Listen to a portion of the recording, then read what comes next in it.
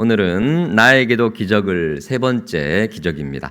회복의 기적이라는 제목으로 하나님의 말씀 증거하도록 하겠습니다. 오늘 우리가 읽었던 성경을 보시면 본문 위에 파란색 혹은 빨간색 제목이 붙어 있죠. 뭐라고 있습니까? 오래된 병을 고치시다. 자, 그런데 이런 놀라운 회복의 기적 그냥 일어나지는 않습니다. 어떤 단계가 있습니다. 오늘 본문을 통해서 하나님은 우리에게 회복의 기적은 언제 일어나는지를 단계적으로 가르쳐 주시는데, 첫 번째, 헛된 희망을 내려놓을 때 회복의 기적은 일어납니다. 언제 일어난다고요? 헛된 희망을 내려놓을 때라는 거죠. 자, 2절을 보시면 오늘의 본문의 배경이 나옵니다. 연못 이름이 히브리어로 베데스다입니다. 베데스다.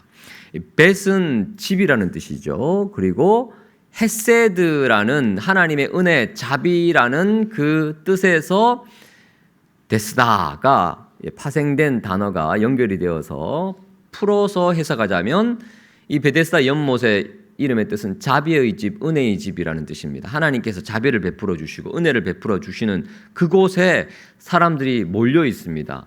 특히 모든 아픈 사람들, 3절 보십시오. 그곳에 누가 있습니까? 많은 병자, 맹인, 다리 저는 사람, 혈기 마른 사람들이 누워 있습니다. 이유가 있죠. 하나님의 그 자비, 은혜를 경험하기 위해서. 그래야지 나으니까요. 그런데 가만히 보시니까 3절 후반부 관로가 쳐져 있습니다. 왜 이 사람들이 여기에 누워 있느냐? 물의 움직임을 기다립니다. 이 연못은요, 4절 보십시오.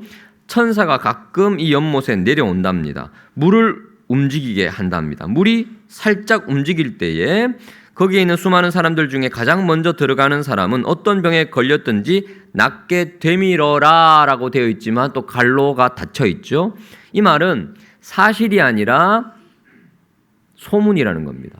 전설이라는 거예요. 나름 신화가 그 가운데 퍼져 있습니다. 일종의 집단적 미신이 생긴 겁니다. 그래서 수많은 병자들이 헛된 희망의 지푸라기를 잡기 위해서 전국 곳곳에서 몰려와서 여기에 자리를 깔고 누워 있습니다. 물결이 조금이라도 바람에 인다든지 조금이라도 동하면 천사가 왔나 보다라는 누군가의 외침과 동시에 거기 있었던 수백 명이 그 연못으로 뛰어들어갑니다. 그리고 그 중에 단 한 명이 치유받는다는 사실이 아니라 소문, 실체가 없습니다. 그것을 믿고 지푸라기 잡는 심정으로 사람들이 모여 있다는 겁니다. 여러분, 연못의 풍경을 한번 상상해 보십시오. 이름은 자비의 집인데 전혀 자비가 없습니다. 무자비한 곳입니다. 왜냐하면 딱 한 사람만 고침받는데, 회복되는데 그 사람이 누구인지는 아무도 모르는데 그 헛된 희망을 가지고 사람들이 거기에 모여서 물이 조금이라도 움직이기만 하면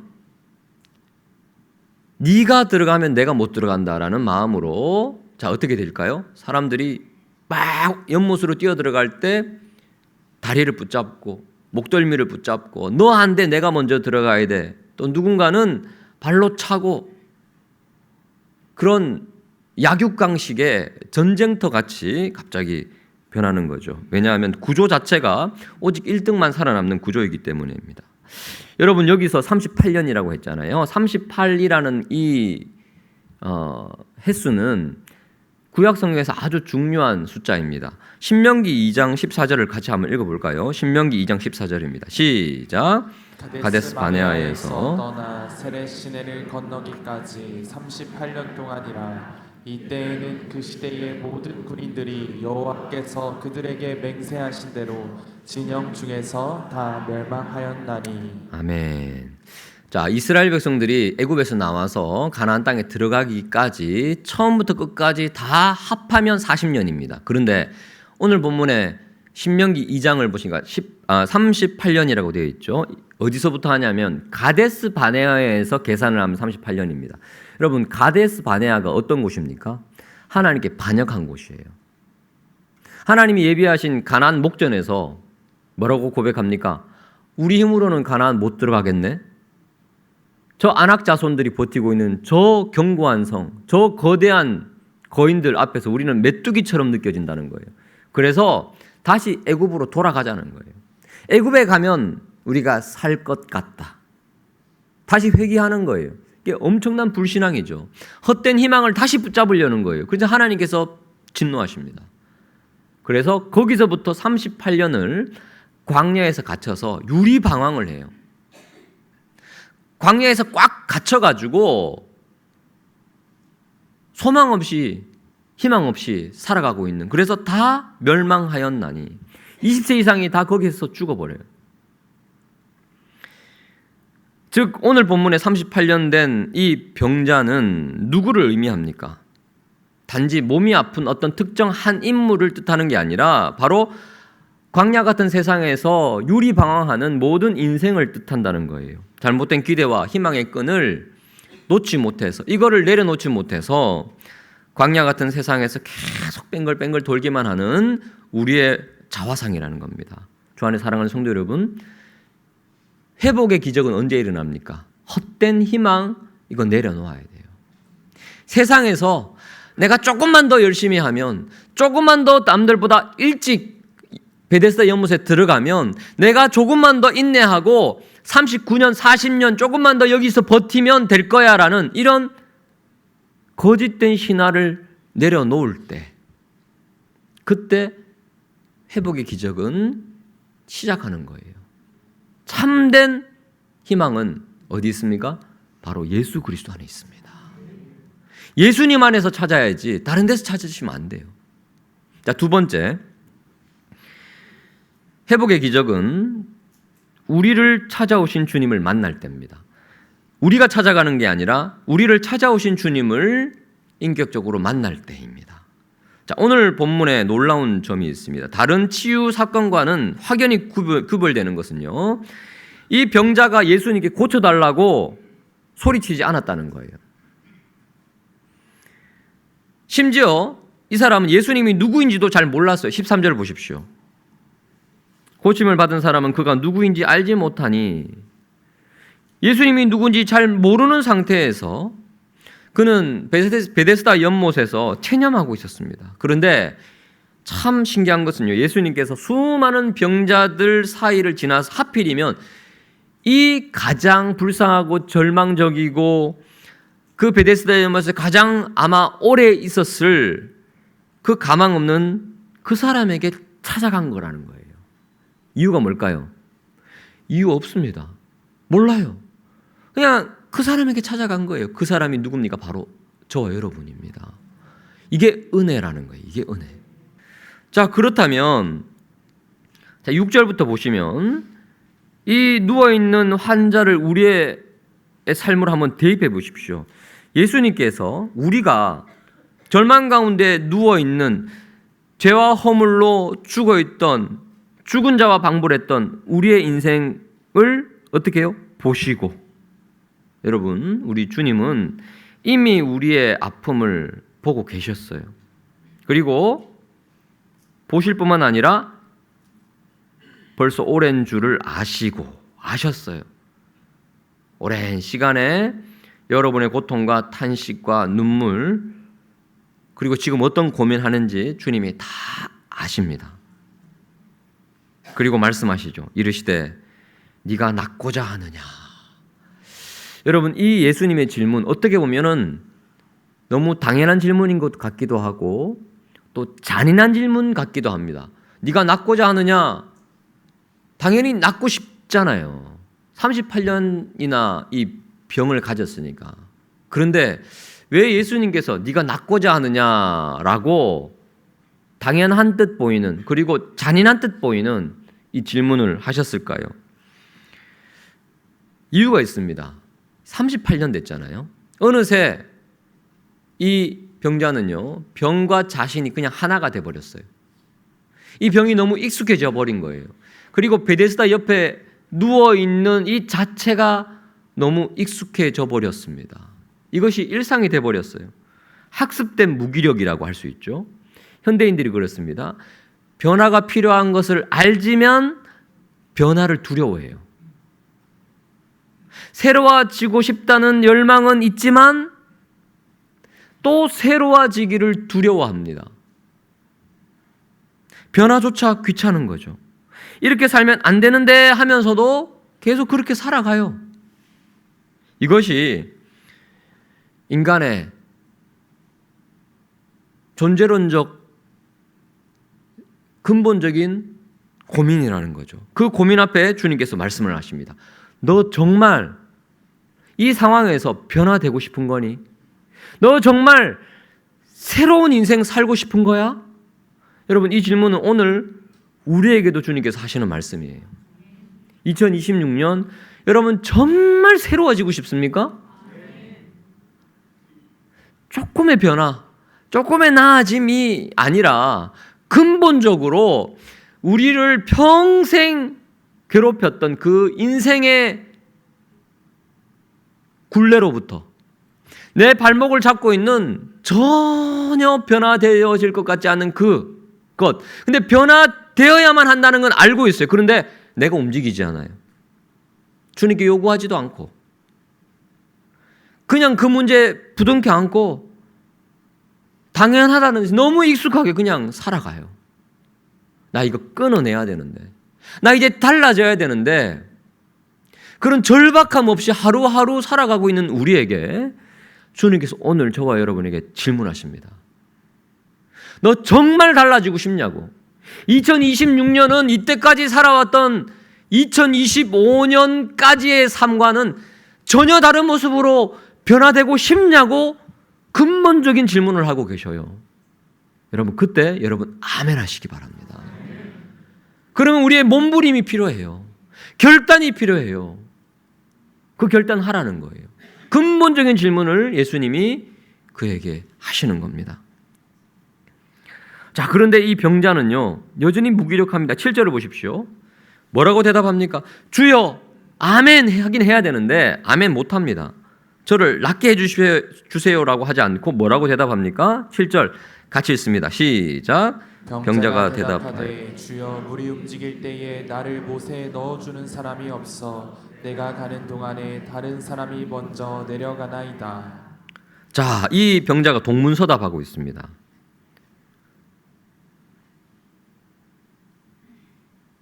누군가 나를 물에 먼저 넣어줬으면 내가 나을 텐데, 이러지 않을 텐데, 지금 자신의 문제의 원인을 외부 환경과 사람에게서 찾고 있어요.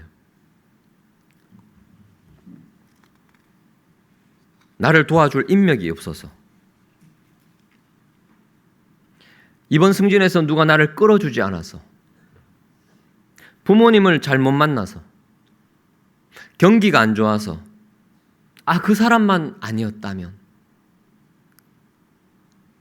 내 친구처럼 그 기회가 나에게 찾아왔다면, 그 얘기를 자꾸 하고 있는 거예요. 그런다고 문제가 해결될 게 아닌데, 네가 낫고자 하느냐라고 했으면, 주님 제가 낫고자 합니다라고 말했으면 되었을 텐데, 자꾸 사람 핑계들을 대고 환경 탓을 합니다. 그것 때문에 내가 지금 행복하지 않다라고 얘기하고 있는 겁니다. 여러분, 우리 예수님은 이 병자를 베데스다 연못에 1등으로 넣어주시기 위해서 오신 분이 아닙니다. 우리 주님은 저와 여러분을 이 세상에서 1등 만들어 주시기 위해서 우리의 주님이 되어주신 분이 아니라는 거예요. 지금보다 조금 나은 환경, 조금 나은 삶을 윤택하게 해주기 위해서 그 정도 수준으로 우리를 새롭게 해주기 위해서 오신 분이 아니라는 거예요. 근본적으로 우리의 운명을 바꾸어 주시는 분이 우리 주님이셔요. 주님의 처방은 뭡니까? 이런저런 이야기하지 않으시고 단도직입적으로 전혀 새로운 방식의 구원을 선포하십니다. 8절입니다. 예수께서 이르시되 뭐라고 말씀하시죠? 일어나 내 자리를 들고 걸어가라. 허물과 죄로 죽었던 우리를 예수님의 말씀 하나로 구원하셔서 우리 하나님의 자녀가 된 줄 믿습니다. 이건 아무나 못해요. 요한복음 1장의 말씀처럼 태초에 말씀이 계시느라 그 말씀이 하나님과 함께 하셨고 그 말씀이 육신이 되어서 우리 가운데 찾아오셨고 우리가 예수님을 믿는 순간, 예수님이 우리를 만나 주신 그 순간 우리의 신분은 죄인에서 의인으로, 죽을 운명에서 영생을 소유한 하나님의 자녀로 근본적인 치료, 근본적인 회복이 이미 된 줄 믿습니다. 그리고 그 회복의 기적은 계속해서 우리의 이 땅에서의 삶 가운데도 일어나야 할 줄 믿습니다. 마지막으로 회복의 기적은 말씀에 순종하여 걸어갈 때 완성이 됩니다. 회복이 여기서 끝나지 않아요. 더 있습니다. 회복의 완성은 말씀에 순종하여 걸어갈 때 일어납니다. 자, 8절을 보시면 예수님의 명령이 동사로 구분하자면 세 개로 나눠줄 수 있죠. 먼저 일어나라고 말씀하셨습니다. 일어나. 이 일어나라는 명령은요, 단순히 누워있지 말고 서 있으라는 뜻이 아닙니다. 스탠드업이 아니에요. 여기서 일어나라는 헬라어는 에게이레라는 단어인데 이 단어는 전문 용어입니다. 언제 쓰여졌냐? 마가복음 5장에서 야이로의 딸을 살릴 때 소녀야 일어나라 이 단어입니다. 그리고 누가복음 7장에서 나인성 과부의 아들을 살릴 때 일어나라. 그리고 예수님이 부활하실 때도 그가 살아나셨고 할 때 에게르데 같은 단어입니다. 그러니까 죽었던 사람이 살아나거나 예수님이 부활하실 때 사용하는 그 단어예요. 그러니까 일어나라라는 말은 죽음의 자리에서 생명의 자리로 바꿔라, 회복이 되라, 일어나라라는 의미입니다. 그래서 9절 보십시오. 그 사람이 곧 나아서 곧 치유가 되는 거죠. 순식간에. 아무리 오래된 상처라도 우리 예수님의 말씀 한마디면 죽음도 부활로 다시 살아남을 여러분 믿으시기 바랍니다. 죄의 사슬에서 우리의 영혼을 살려주신 그 주님, 여러분의 삶에 수많은 문제가 있다 할지라도 주님 말씀하시면 죽음이 생명으로 바뀐 것처럼 놀라운 회복의 기적이 있을 줄 믿습니다. 자, 그 다음 명령 보십시오. 일어나라에서 끝나지 않았어요. 일어나 뭐 하라고요? 너의 자리를 들고 걸어가라. 자, 여러분, 이 자리가 뭐예요? 자리. 돗자리 같은 거죠. 38년 동안 이 병자가 누워있던 냄새나는 멍석입니다. 이 자리를 깔고 누워 있었던 거예요. 여러분, 이 멍석이 얼마나 냄새나고 얼마나 낡았고 얼마나 수치스러운 멍석입니까? 예수님은 이 자리를 불로 태워버려라고 하지 않으셨어요. 땅에 묻어버려라고 하지 않으셨어요. 갖다 버려라 하지 않으셨어요. 근데 갖다 버리고 싶죠. 불로 태워버리고 싶죠. 왜냐하면 38년 동안의 그 수치와 슬픔과 정말 그 절절한 아픔이 묻어있는 상처의 흔적 아닙니까? 근데 그걸 어떻게 하라고요? 들고 걸어가라는 거예요. 들고 가지고 가라는 거예요. 왜 이 과거의 상처를 들고 걸어가라라고 말씀하십니까? 상처의 흔적으로 삼지 말고 예수님이 그에게 행하신 놀라운 기적의 증거로 삼으라는 거예요. 하나님이 나를 이렇게 고쳐주셨다는 거예요. 이것을 사람들에게 자랑하고 하나님의 이름을 드러내는 증거품으로 깃발로 사용하라는 거예요. 그리고 걸어가라. 사람들 그 군중 속으로 사명의 자리로 세상 한가운데로 당당히 걸어가라라고 말씀하고 계십니다. 파송의 명령이에요. 근데 여러분, 이 명령은 굉장히 위험한 명령입니다. 자, 9절 후반부로 보십시오. 이 날이 언제였습니까? 안식일이에요. 안식일. 유대인들은요, 안식일에 무언가를 물건을 들고 걸어 다닐 수 없게 돼 있어요. 십계명에 보면 안식일에 일하지 말라라고 돼 있잖아요. 왜 그렇습니까? 안식일은 하나님을 기뻐하고 충분한 휴식 가운데서 하나님 안에서 재충전하라. 이것이 안식일의 원래 근본적인 의미였는데 이것이 시간이 지나면 지날수록 인간의 규율과 인간의 전통들이 융합이 되면서 잘못 섞이게 되면서 바리새인들이 뭘 만들었냐? 어떤 물건이라도 손에 들고 걸어서는 안 된다. 이게 왜곡이 돼버렸어요. 이 38년 된 병자도 이날이 안식일인지 압니다. 그리고 예수님도 아셨어요.